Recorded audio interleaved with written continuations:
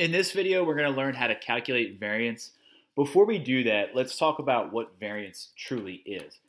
I always like to describe it as what's called a measure of dispersion.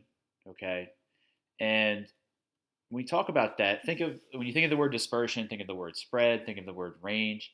Another good word to think about is consistency. But for some reason, I always like to go back to this word dispersion, and it's again how how consistent is my data, or how inconsistent is the data? And before, again, we even look at any numbers or try and calculate that number of a variance, I always think of school uniforms for some reason when I think about variance as a way to describe what low variance is and what high variance is. So a set of data that's going to have a low variance is very consistent in nature. The numbers are very similar. It's very what's called uniform. And again, what I like to try and explain low variance with is by looking at a set of data here from the movie Old School. They're all wearing the same uniform. They would likely have a low variance for that set of data. Now, using that same sample, if we were to study the variable of age, probably would have a very high variance because we see Vince Vaughn there, we see Will Ferrell there, along with um, the more unfamous Wilson brother. What's his name? Luke Wilson. And then the other kids who are a lot younger. So while you have some people there that may be 40, 45, 35, mixed in with a group that's maybe like 16, 17, 18, 19, 20, the variable of age in that picture would have a very high variance. Now let's go over to the picture on the right. Picture on the right, if the variable of clothing, if the variable, excuse me, is clothing, I would say that our classroom here from the movie Fast Times at Ridgemont High, and this is a great scene where Spacola here, played by Sean Penn, orders an entire pizza for his history class, and he's just learning about Cuba and eating pizza. The variable there for clothing would have a very high variance. As we can see from the picture, everybody's wearing something different. It's a public school setting. There's no uniforms. So there's a lot of difference. The dispersion is much higher. There's more inconsistencies throughout the classroom. Now, let's talk about that second variable of age, okay? Compared to this first picture from Old School, I would say the variable of age in the picture with Sean Penn from Fast Times at Ridgemont High, I would say the variable for age there would have a lower variance because, again, if we look around at this scene, aside from the teacher here, everybody looks to be roughly the same age. And we can assume that it's a public school setting, they're in high school, maybe their senior year, especially if we have a student who's ordering pizza. So they're probably all around 17, 18 years old. Okay? Now, how do we actually calculate variance? All right, we're going to look at this formula. We're going to do that down here. And at first, it may look a little intimidating or a little confusing, but we're going to walk you through it. So variance is equal to, let me start it with this actually. Variance is equal to this Greek symbol sigma, which stands for sum. And then we're going to put an equation here in parentheses, x, which stands for, or which represents every different number in a set of data. Subtract it from x bar, which is the mean of our sample. And then we're going to put a little number 2 up here. That means we're going to square each difference. And then once we have that, we add them all up, we're going to divide by n minus 1. And that number is our variance. And again, the higher that number is, the more dispersed our data is. The lower that number is, the less dispersed our data is. Okay, so let's just start with a very simple set of data. Let's say we had the numbers 2,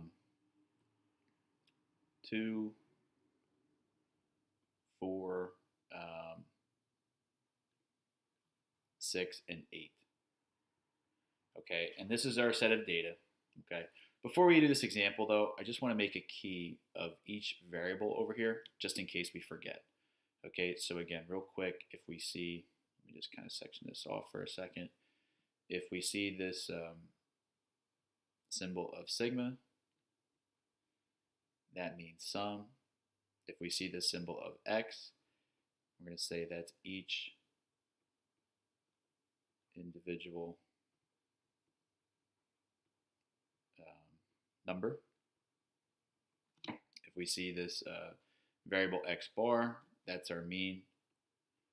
And then, of course, we've seen this letter before. N is our sample size. Okay, so I need to figure out what all these variables are before I can calculate the variance in this set. So I always start with my sample size. In this case, my sample size, I have 2, 4, 6, 8. I have 4 numbers. All right, the next thing I have to figure out is my mean, or my x bar. Okay, so for any average, I want to add them all up and divide by my sample size. So I'm going to add 2 plus 4 plus 6 plus 8. And I'm going to divide by 4. 2 plus 4 gives me 6. 6 and 6 is 12. 12 and 8 is 20. So I'm looking at 20 divided by 4. So the mean for this group is 5, which makes sense because it's that number right in the middle. So x bar is 5, n is 4. The only other thing I need to describe is each individual number, right? And that is the 2, that is the 4, that is the 6, that is also the 8. So we can now calculate our variance. I'm going to do this in blue just so we don't get our equations mixed up. So variance is equal to, again, this sum, and we're going to expand that all out in this equation. So we're going to do, so 2 minus 5 squared,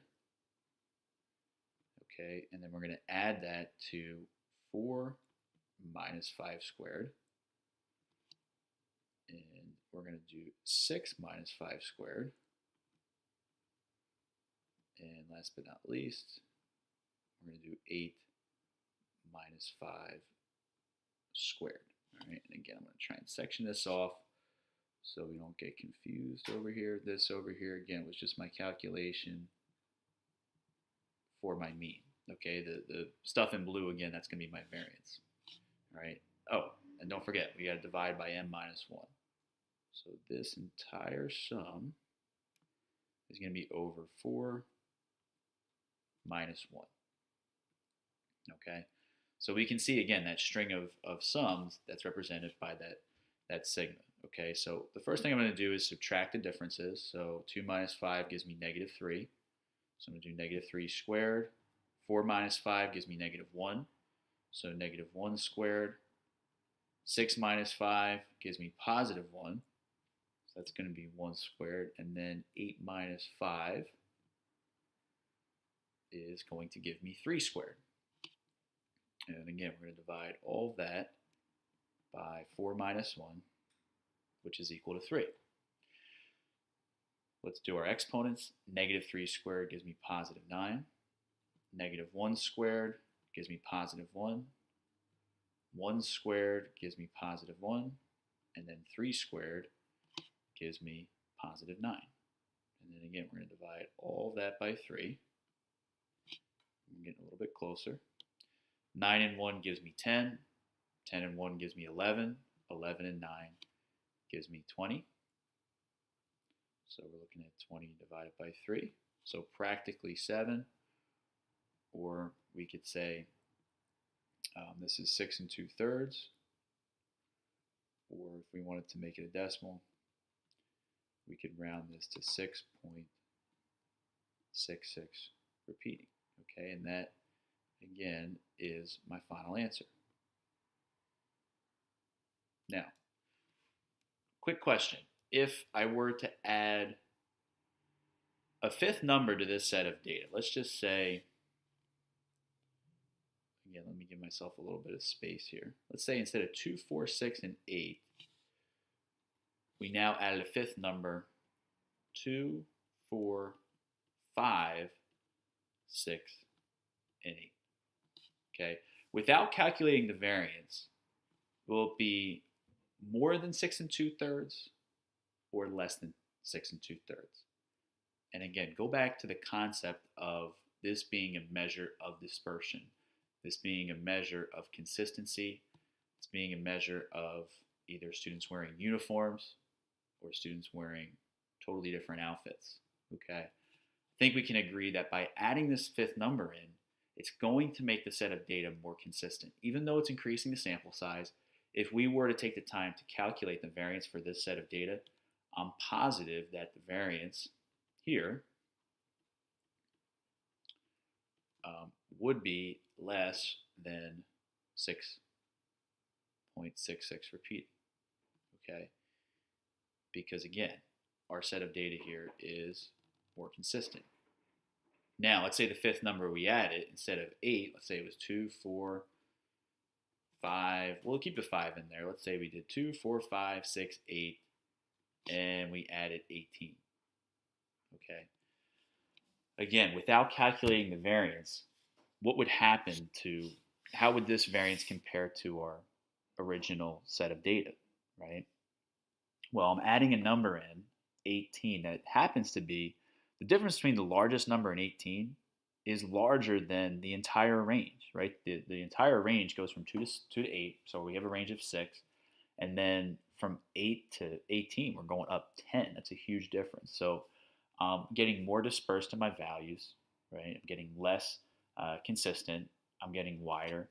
So again, without doing the calculation, I'm pretty confident in saying that my variance here is going to be greater than the the original variance of 6.6 repeating.